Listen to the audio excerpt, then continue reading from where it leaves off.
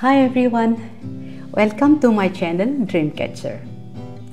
বলকচোন আজি চাই লওঁ ভিয়েটনামৰ আন এখন অতি সুন্দৰ ঠাই। মোৰ দৃঢ় বিশ্বাস আপোনালোকে ঠাইখনৰ বিষয়ে কিছু জানি খুব ভাল পাব। আজি ক'বলৈ ওলাইছোঁ ভিয়েটনামৰ ডানাং চহৰৰ ভ্ৰমণ অভিজ্ঞতাৰ কথা। চেণ্ট্ৰেল ভিয়েটনামৰ সাগৰৰ পাৰৰ এখন সুন্দৰ ঠাই ডানাং। ভাৰতৰ গোৱাৰ লগতো তুলনা কৰিব পাৰি। সাগৰখন, সাগৰৰ তীৰ, আকাশখন দেখি অনুমান কৰিব পাৰিছেই নিশ্চয়। সূৰ্যাস্তৰ লগে লগে বিভিন্ন ৰঙে লাইটবোৰ জ্বলি উঠি আৰু মোহময় কৰি তোলে পৰিৱেশটো। ভিয়েটনামৰ হানৈ আৰু হোয়েন আদি ভ্ৰমণৰ যিবোৰ ভিডিঅ' মোৰ দিয়া আছে তাত দেখিছে নিশ্চয় যে তাৰ ঘৰবোৰ ঠেক বহল কম, ওখ বেছি। কাৰণ প্ৰপাৰ্টি টেক্স বিল্ডিঙৰ বহল অনুসাৰে থিৰাং কৰা হয়। গতিকে বিল্ডিংবোৰৰ বহল কম হয়, উচ্চতা বেছি হয়। সেইবোৰক টিউব হাউচ বুলিও আখ্যা দিয়া হৈছে। যিহেতু ডানাং এখন আধুনিক চহৰ, ইয়াৰ বিল্ডিংবোৰ কিছু বহল দেখা পালোঁ। আমাৰ হোটেলখন সাগৰৰ পাৰতে। তুলনামূলক কম দামতে হোটেলখনৰ বেছ ধুনীয়া ৰুম এটা পালোঁ। খিৰিকীখনৰ পৰ্দা দাঙিলেই সাগৰখন দেখা যায়। সাগৰৰ পাৰত থকা হোটেলখনৰ সুন্দৰ ইণ্টেৰিয়ৰ মাছৰ থিম হিচাপে লৈছে।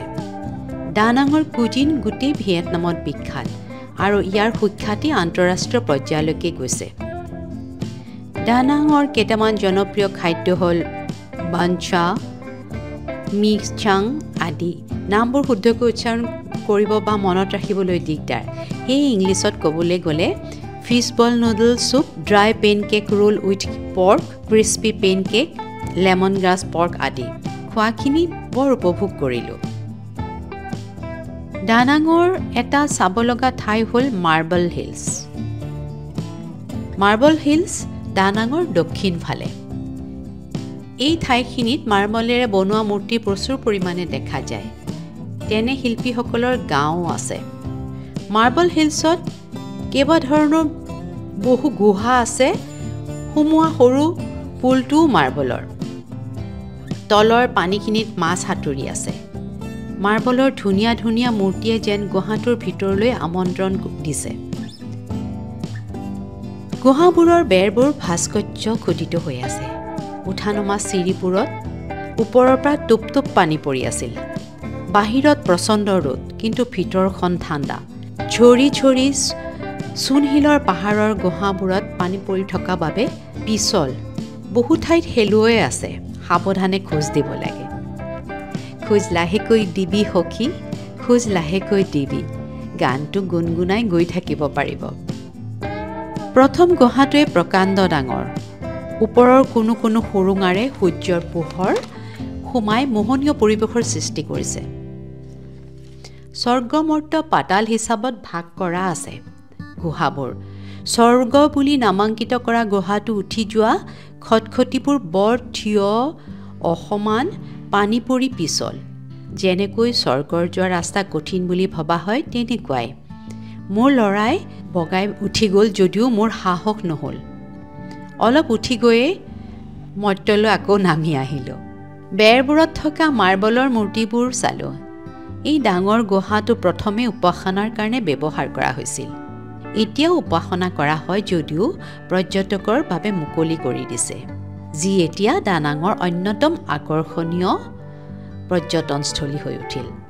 মূল উপাসনা বেদীটোৰ সন্মুখত ফটো উঠা মানুহৰ ভিৰ। মৰ্তম বুলি নামাংকিত কৰা গুহাটোত তেওঁলোকৰ 13জনা দেৱতাৰ মাৰ্বলৰ মূৰ্তি শাৰী পাতি বনাই থোৱা আছে, বহি থকা অৱস্থাত। টিভি চিৰিয়েলবোৰত যে দেখোঁ ইন্দ্ৰৰ সভাসত, তেনেকুৱা যেন লাগিল মোৰ। এইবাৰ আৰম্ভ হ'ল নৰকৰ পাতালমুখী যাত্ৰা। বেয়া কাম কৰাসকলে পাতালপুৰীত কেনে শাস্তিৰ সন্মুখীন হ'ব লাগে তাক মূৰ্তিৰে দেখুওৱা হৈছে। মোৰ সেইবোৰ দেখি আমাৰ কামৰূপৰ ৰাস উৎসৱৰ মেলাত দেখুওৱা কাহিনীবোৰ যেন লাগিলে। ভিয়েটনামৰ ডানাঙত ৰাস উৎসৱ। আপোনালোকৰ তেনে অনুভৱ হৈছেনে বাৰু? কমেণ্টত জনাবচোন। মাৰ্বল পাহাৰৰ ওপৰলৈ উঠি গ'লে চাউথ চাইনা সাগৰখন ধুনীয়াকৈ দেখা যায়। পিছে আমি যিহেতু সাগৰৰ পাৰতেই আছোঁ, হোটেললৈ ঘূৰি আহি ৰাতিৰ দানাঙৰ মানুহবোৰৰ জীৱন উপভোগ কৰা দেখিলোঁ। ধুনীয়া ভিয়েটনামী ছোৱালীৰ দলে ফটো উঠা ৰীল বনোৱা, লগতে বালিঘৰ সজা শিশুবোৰ মানুহবোৰক আপোন আপোন লাগি গ'ল। ভিডিঅ'টোৰ শেষলৈকে চাই থকাৰ কাৰণে ধন্যবাদ। লাইক, কমেণ্ট আৰু ছাবস্ক্ৰাইব কৰিব নিশ্চয়।